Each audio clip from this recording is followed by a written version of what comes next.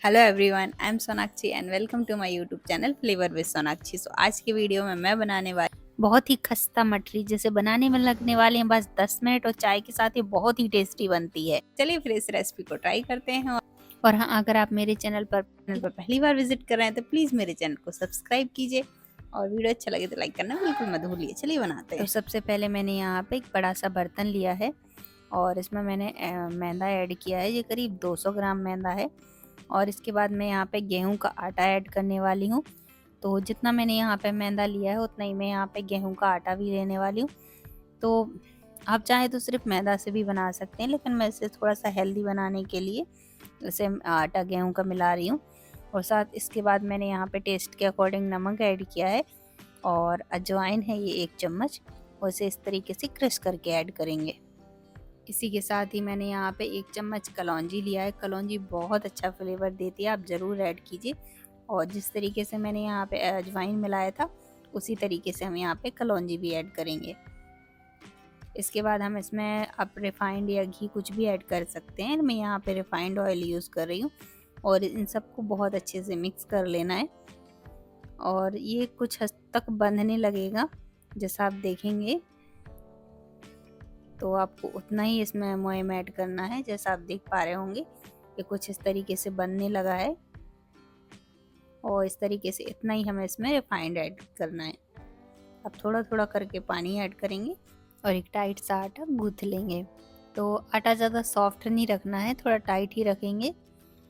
और इस तरीके से आप देख सकते हैं ये बहुत ही ज़्यादा सॉफ्ट नहीं है, जैसा हम पूड़ी के लिए आटा लगाते हैं हमें कुछ हद तक वैसा ही आटा लगाना है।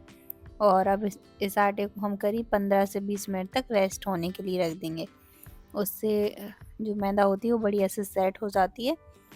तो जब तक हमारी यहाँ पे मैदा सेट हो रही है तब तक हम एक बाउल लेंगे और इसमें थोड़ा सा रिफाइंड डालेंगे, करीब 2 छोटी चम्मच से। और इसमें हम मैदा ऐड करेंगे करीब 1 चम्मच, 1 फुल चम्मच। और इन दोनों को बहुत अच्छे से मिक्स कर लेंगे, एक स्लरी बना लेंगे। जैसा कि आप देख पा रहे होंगे इसकी कंसिस्टेंसी कुछ इस तरीके से रखनी है। और अब हम स्लरी को बनाकर साइड में रख देंगे।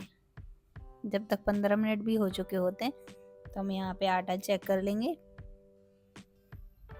तो आटा हमारा बढ़िया से रेडी हो चुका है। अब इसे थोड़ा सा सॉफ्ट करेंगे, इस तरीके से गूंथ लेंगे। अब इसकी छोटी छोटी लोइयां बना लेंगे।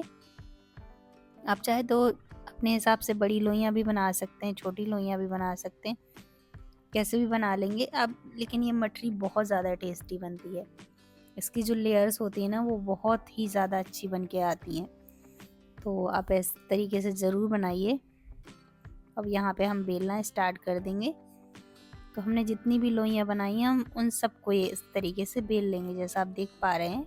तो यहाँ पे मैंने बाकी सभी भी इतनी पतली पतली बेल ली हैं, जैसी रोटियां हम बनाते हैं ना उससे भी थोड़ा सा ज़्यादा ही पतला करना है। और जो हमने स्लरी बना के रखी थी इस तरीके से उसे स्प्रेड कर देंगे पूरी रोटी के ऊपर, इस तरीके से। और हमने जितनी भी रोटियां इस तरीके से बना के रखी हुई हैं उन सबको भी इस तरीके से कवर करते जाएंगे।